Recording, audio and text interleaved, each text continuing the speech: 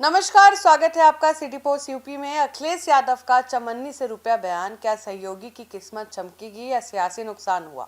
देखिए, उत्तर प्रदेश की राजनीति में बयानों के तीर चलना कोई नई बात नहीं, लेकिन समाजवादी पार्टी सपा के राष्ट्रीय अध्यक्ष अखिलेश यादव द्वारा दिया गया चवन्नी से रुपया बना दिया वाला बयान अब राजनीतिक पंडितों की कसौटी पर है।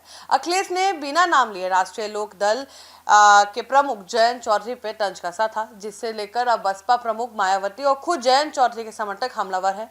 एक राजनीतिक पंडित के तौर पे हम अगर पिछले 4 बड़े चुनावों को देखें, 2017, 19, 22 और 24 के आंकड़ों का विश्लेषण करते हैं तो अखिलेश यादव का दावा काफी हद तक तथ्य के करीब नजर आता है। हालांकि इसमें सियासी नफे नुकसान के कई अन्य पहलू भी छिपे हैं। 2024 के आम चुनाव में सपा कांग्रेस यानी इंडिया गठबंधन के गठजोड़ में यूपी में बड़ा उलटफेर किया। 2019 के लोकसभा चुनाव में अकेले लड़ी कांग्रेस महज 1 सीट पर सिमट गई थी, लेकिन 2024 में सपा के साथ 17 सीटों पर चुनाव लड़कर कांग्रेस ने 6 सीटों पर परचम लहराया था। इससे निश्चित रूप से एक बड़ा कमबैक कहा जाएगा।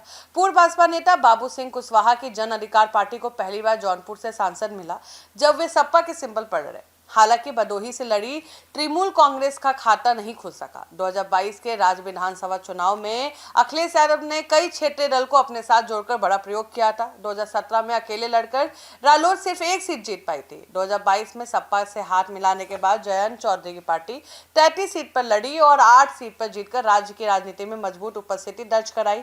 आपको बता दें, ओम प्रकाश राजभर 2022 में 0 सीट पाने वाली सपा ने सपा के साथ मिलकर 19 में से 6 सीट जीती। 2017 में शून्य पर सिमटी इस पार्टी की नेता पल्लवी पटेल ने सपा के सिंबल पर चुनाव लड़कर डिप्टी सीएम केशव प्रसाद मौर्य को हराया था। सिराथू से आपको याद होगा। 2019 में जब सपा और बसपा का महागठबंधन हुआ तो सबसे ज्यादा फायदा मायावती को ही हुआ। 2014 के आम चुनाव में 0 सीट पाने वाली बहुजन पार्टी 2019 में 10 सीट जीतने में कामयाब रही। वहीं सपा खुद 5 सीटों पर ही सिमट कर रह गई।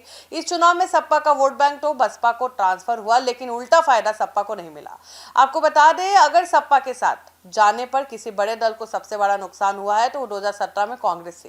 2012 में 28 सीट जीतने वाली कांग्रेस सपा से हाथ मिलाने के बाद महज 7 सीट पर सिमट गई। अगर राजनीतिक आंकड़ों का निष्पक्ष आकलन करें तो अखिलेश यादव की चवन्नी से रुपया बनाने वाला बयान आंकड़ों के नजरियों से काफी हद तक सटीक बैठता है। 2019 में बासपा 0 से 10, 2022 में रालोद 1 से 8 और 2024 में कांग्रेस 1 से 6, ये तीनों ही बड़े दल को सपा के कैडर और कोर वोट बैंक एमवाई एवं बाद में पीडीए का सीधा लाभ मिला था। हालांकि राजनीति केवल आंकड़ों का खेल नहीं, इस शब्दों की मर्यादा और सामाजिक समीकरण का तालमेल भी है। चवन्नी जैसे शब्द भले ही सियासी हमले के तौर पर बोले गए हो, लेकिन गठबंधन के पुराने सहयोगी और उनसे जुड़े सामाजिक आधार जैसे जात या दलित वोट बैंक के स्वाभिमान को ठेस पहुंचाकर अखिलेश यादव ने विरोधियों को एक नया राजनीतिक हथियार भी थमा दिया है। आप क्या सोचते हैं, हमें जरूर बताएं।